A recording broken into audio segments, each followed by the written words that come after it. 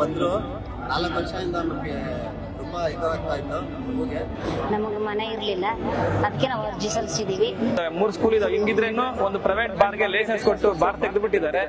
ನಮ್ಮ ತೊಂದರೆಗಳನ್ನು ಆಲಿಸಿ ಅದಕ್ಕೆ ಭರವಸೆಯನ್ನು ಕೊಟ್ಟಿದ್ದಾರೆ.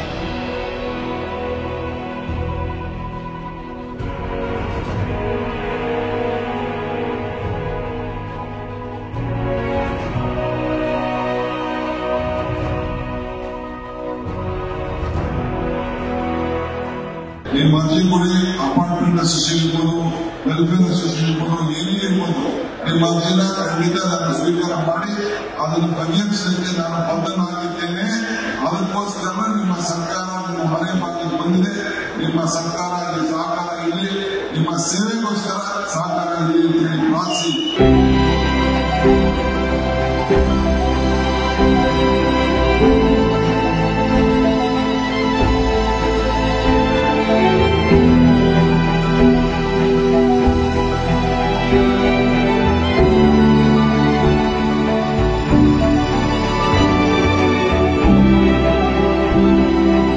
ನಾನು ಇತಿಹಾಸದಲ್ಲಿ ಪ್ರಪ್ರಥಮ ಬಾರಿಗೆ ನಾಯಕ ಸರ್ಕಾರದ ರೆಪ್ರೆಸೆಂಟೇಟಿವ್ ಬಂದು ನಮ್ಮ ಮನೆ ಬಾಗಿಲಿಗೆ ಬಂದು ನಮ್ಮ ಕಷ್ಟ ನೋವುಗಳಿಗೆ ಆಲಿಸಿ ಅದಕ್ಕೆ ಪರಿಹಾರ ಮಾಡಿಕೊಡ್ತಾ ಇದ್ದಾರೆ. ಇದರಿಂದ ನನಗೆ ತುಂಬಾ ಸಂತೋಷವಾಗಿದೆ.